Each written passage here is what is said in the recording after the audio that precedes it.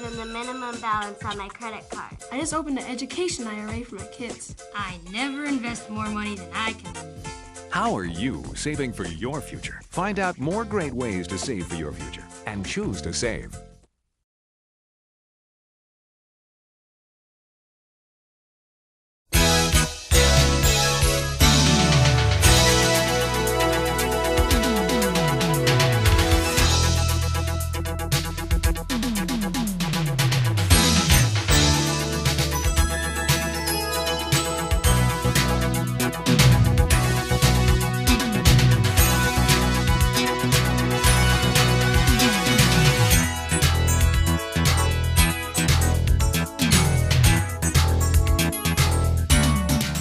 News View, a look at some of the news of note with Michael Badger from Champaign-Urbana, Illinois.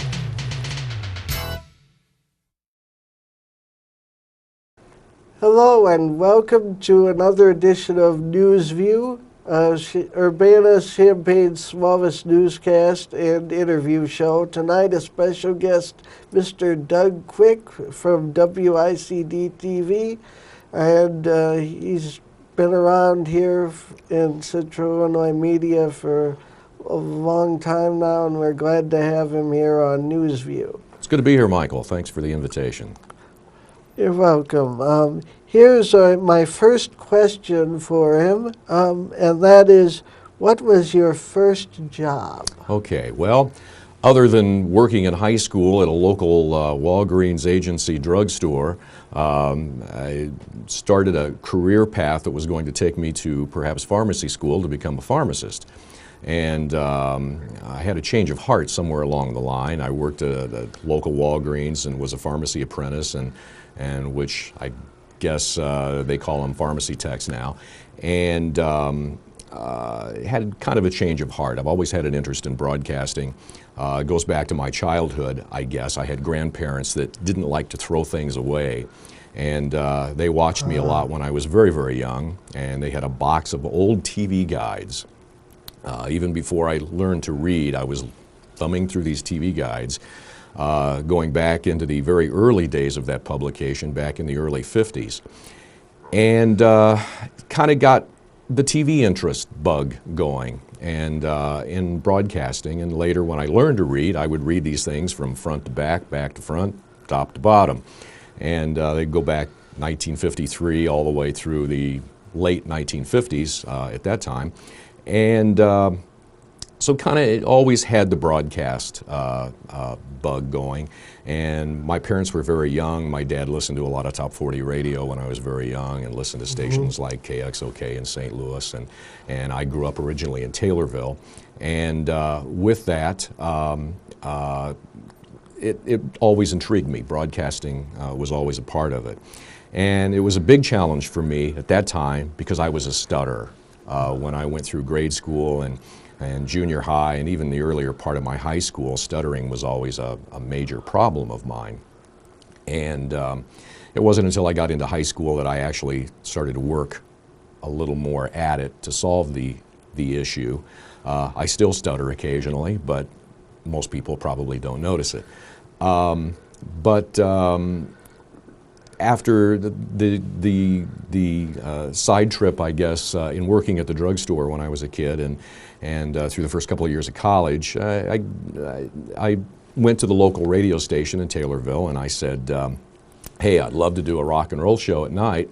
I had no experience in doing this at all. And I'd put together a tape, much like what a lot of kids would do in their, their bedrooms, you hand it to them, and lo and behold, they ended up hiring me. Well, I think in all reality, they probably just needed a nighttime operator, but they allowed me to do that. And so I started doing that, and kind of got things rolling, and it was interesting to me, and I ended up going from that nighttime shift to early morning shift on the AM station. And they played country music, and I wasn't really a big country music fan at that time. And So I thought, well, maybe I need to go back to school. So I went back to college after taking a year off and ended up majoring in broadcast, communications, radio and television with a minor in chemistry. So I had at least a couple of years of chemistry and the pre-pharmacy program behind me at Lincoln Land Community College, and then I went to Western Illinois. But from the radio beginnings, I was doing some things when I was in college with, of course, the local campus station and doing some television work there in what was called Unicom at Western Illinois, and did some news anchoring, and was still doing radio on weekends at both Springfield at WTAX and WDBR, and at my local station in Taylorville was doing some weekend shifting there. And because of the fact that we were allowed to voice track in Springfield, I was actually on 2 radio stations 30 miles apart at the same time, which was kind of unique. But it worked, and I did that for a long time, and ended up coming to Danville when ownership there had purchased WDAN, WDNL from a station group. The group that I worked with in Springfield had purchased the station in Danville, and I transferred over to Danville. There I met my wife, and you know, the rest is pretty much history. But I was at the Danville station and associated with them for a good part of over 25 years. I was still doing a lot of voice work for them up until 2002, and of course I was at Channel 15. I started there in 1994. So it's been a lot of different experiences. Yeah, a lot of different broadcast experiences. I also spent a little bit of time. I had a what I call a 3 or 4 month sabbatical in Decatur. I worked at a group of stations there back in 1979. It didn't quite work out the way I wanted it to work out, so I ended up coming back to Danville. But over my career, I've worked in Springfield, Taylorville, Decatur, Champaign, Urbana, and Danville. So I've worked in basically all of the major metro areas in this market. Central Illinois, yes. An interesting thing, you mentioned TV guides your grandparents had. When I was in school, I used to make my own. I'd copy the newspaper's TV guide. Sure. And then I'd post it up on the wall at school, and the teacher'd take it down quickly. Right. Well, that was sort of an early attempt of blogging, I guess, in the internet at that time.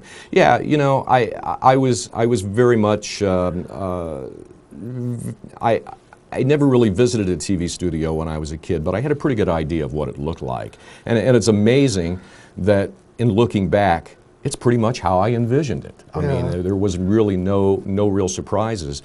I enjoy working with TV, and it's very different than what it was on radio. Many jobs and many things that I did on radio were basically one-person operations. I had a lot of experience in broadcast sales. You'd go out and you sell advertising, you come back, you write the commercial, you go in the studio, you produce it, and in many occasions, you would actually put it on the air, you'd enter it into the station's log, and it could be on the air within 30 minutes. Unfortunately, with television, it doesn't happen that way. It takes a lot of different people, it takes a lot of teamwork, and that takes some getting used to. And I think the first few years in my TV career, that was probably the biggest challenge that I had to do, because I had to think several days in advance in order to achieve anything. And at that particular time, when I started at 15, I was there as a promotions director. Okay, well, I was also wondering what your favorite job was in broadcasting. Boy, you know, it's been I can't really say anything's a favorite. I enjoy being on the air. Okay. I think anyone that's on the air definitely has an ego. If they say they don't, they're lying to you. But I enjoy being on the air. I enjoy being a communicator. I enjoy the response. I enjoy positive and negative reaction from the public. Fortunately, I don't get that much negative, you know, for one reason or another. But I enjoy the feedback. I enjoy hearing from people, and I enjoy, you know, people. I remember growing up and remembering the personalities of the day. the Mr. Roberts at Channel 3, Right. the Lorne Boatman at 17 in Decatur, and growing up with all of these people and how much they influenced me, whether they know it or not, or listening to the radio and listening to the Johnny Rabbits in St. Louis, or listening to the Larry Lujaks at WLS, and how much of an impression. And it's such a privilege to have people tell me, give me feedback, much like what I remembered of these former personalities. And it's kind of neat to know, to have somebody come up and go, gee, I grew up with you, listening to you on the radio, and I grew up watching you on TV, and it's very, very gratifying. Well, my next question is, how did you get where you are now at WICD? Well, it was kind of a strange situation, but it was a great opportunity. I wanted to do it.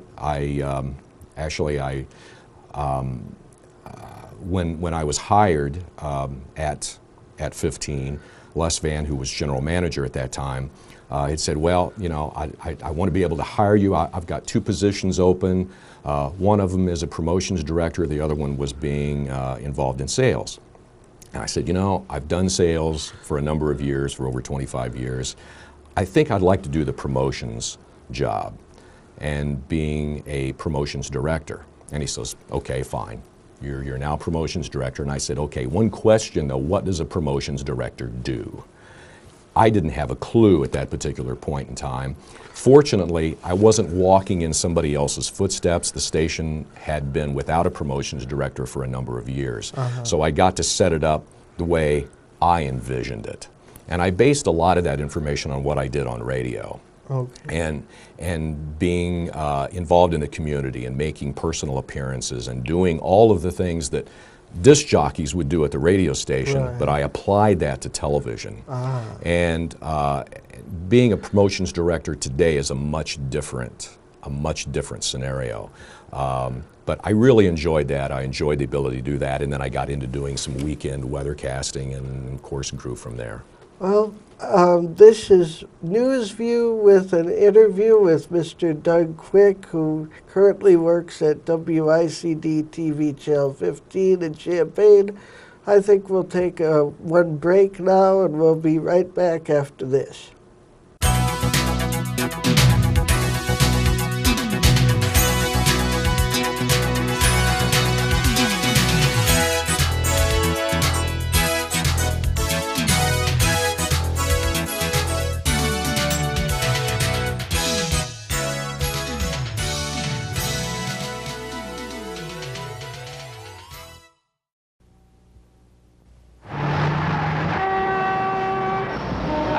To take a job with an engineering firm in New York.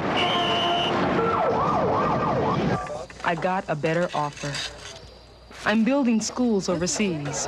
I joined the Peace Corps. For me, it's a dream job. The pace is a little slower than New York, but here I'm getting real grassroots experience. I'm meeting new people and seeing a new culture. It's hard work, but there's nothing like doing what you love and making the client happy at the same time. The way I look at it, the world can wait 2 years for another 40-story smoked glass high-rise.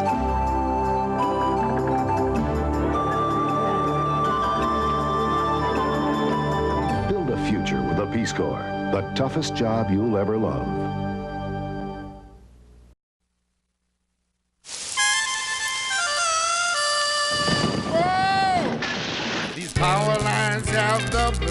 Cause they're feeling down. We got the blues cause we're feeling down. So when the lines are down, don't you hang around. When we're down, don't hang around. Sing it, Lily. When lines are down, don't you hang around. When lines are down, don't you hang around. When lines are down, don't you hang around. Hello and welcome back to Newsview. For those of you just tuning in, I have a special guest this edition, Mr. Doug Quick of WICD Television in Champaign, and he's here to answer a few questions.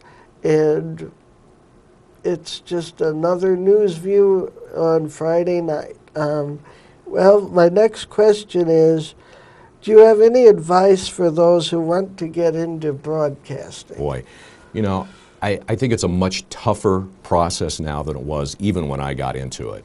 I was fortunate enough to live in a relatively small hometown situation, and that also had an AM/FM radio station that I could walk into basically off the street and say, hey, I want to do this. And the timing was right, and he ends up hiring me. The general manager at that particular time was also dean of boys when I was in high school. So, I mean, it's that small a town that you're dealing with a lot of the same people. I didn't spend a lot of time in his office when I was in high school, so I guess that was good. But he ended up hiring me. And nowadays, local radio stations do not have that availability. They're either satellite delivered or basically it's a PC-driven radio station that doesn't require a great deal of labor, and it's very difficult for people to get into it, especially from the performing end of it, because there aren't a lot of local disc jockeys anymore. And even in some of the major markets, some of the disc jockeys, I feel, are sadly lacking in experience and talent. And the reason why is because there's no farm club now. You don't move up from a smaller market to a medium market to a larger market and develop skills and abilities along the way.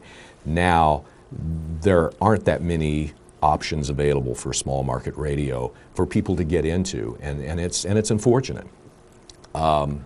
I think the radio station consolidation situation makes it even doubly difficult, because one person might be on one station as one person, they're on another station as another person, where they utilize people to the max. Right. If you're fortunate enough to be one of those people, that's great, but it's very difficult to crack that.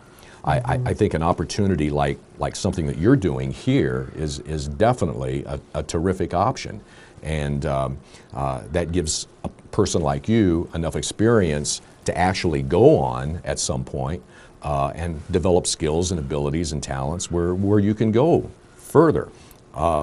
So webcasting, doing radio station webcasting, is probably about the only way to be noticed. And even then, there's so many of them out there. How do you get noticed? It's very, very difficult.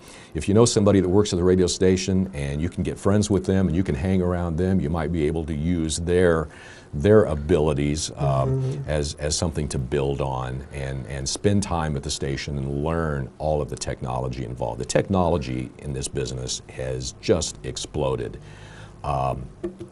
Everything that I took in college from a technical standpoint is obsolete. Everything outside of the performance end of it. Back when I was in college and doing television, we had black and white cameras. We didn't have teleprompters. Virtually no pre-recording. We had just gotten our first mini cam that was in a suitcase 3 times the size of this table. And now, when you can take video off your cell phone, I mean, it's an incredible technological explosion which is taking place, and it's difficult to stay on top of everything, and that makes it even harder to break into the business. Well, we will be seen on cable channel 6 in this area, and 99 on AT&T Uverse, and on YouTube. So that technology has changed even since I started. Certainly, and these are outlets that didn't exist just a few short years ago. Exactly. It's amazing. And my next question is, how is life outside of your job? Life outside of the job is very good. I live in northern Vermilion County. I commute 50 miles a day to the TV station and 50 miles home. Price of gasoline is very important to me. But I enjoy where I live. I enjoy living in Vermilion County. I love Central Illinois. It's been my home. I was born and raised in Central Illinois. I was educated in Central Illinois. And I hate winter, but I love everything else associated. They're terrific people here in Central Illinois, all different walks of life, and I have a grandson. My first grandson was born in August, and so I would say things are well. I have 2 daughters. Well, that's good, and I know you are very active in trying to remind people to turn their headlights on in their car. Absolutely. Being that I do commute for such a long time, my wife kind of gets aggravated at me sometimes, but I do remind people, to turn their headlights on. It's important. It doesn't take a whole lot of effort. It doesn't increase the size of your electric bill or your cost of your electric bill. It's just a matter of common courtesy, and it's actually to everyone's benefit. But people need to pay more attention to their driving situation, and we all make driving mistakes, no doubt about it. Some of them end in accidents, most of them don't, fortunately. But this is something that can be controlled. The safest drivers on the road are sometimes the ones that go through the stop sign, that don't drive with their headlights on. So it's just an important aspect. And me being on the road 2 hours a day, it's it's just one of those things that kind of eat at you. Right. So that's why I remind people about it. Well, I think that wraps up our interview with Mr. Doug Quick, who works at WICD-TV in Champaign-Urbana.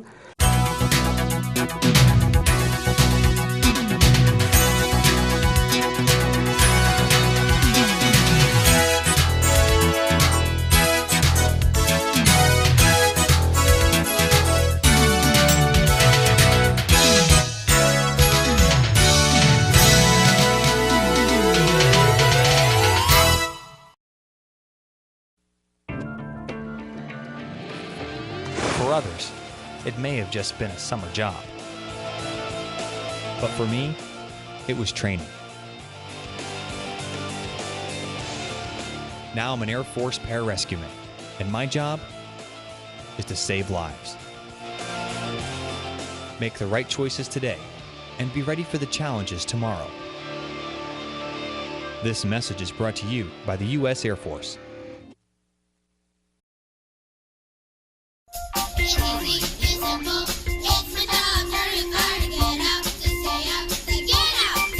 It is simple. Teach your kids to get out and stay out in a fire emergency. Too many kids die because they go back into the burning home looking for their parents, their pets, or their toys. Teach them to get out and stay out. Never go back into the burning building.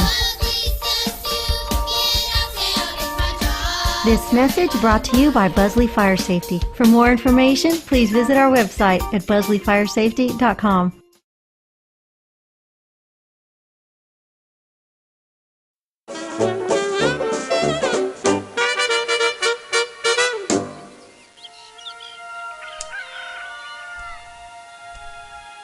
Excuse me, Dan, but you should be alert when you are cooking and keep anything that can catch fire away from the stovetop.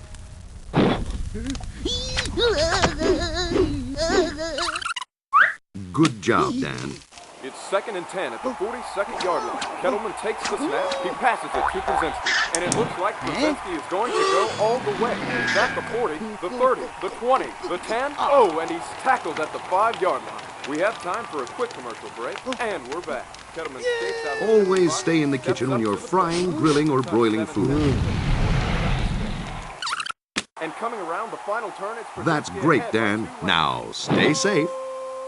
Life isn't a cartoon. Cooking is the leading cause of home fires. Don't be a doofus. Learn more about preventing home fires at nfpa.org. Help the Arbor Day Foundation replant our national forests.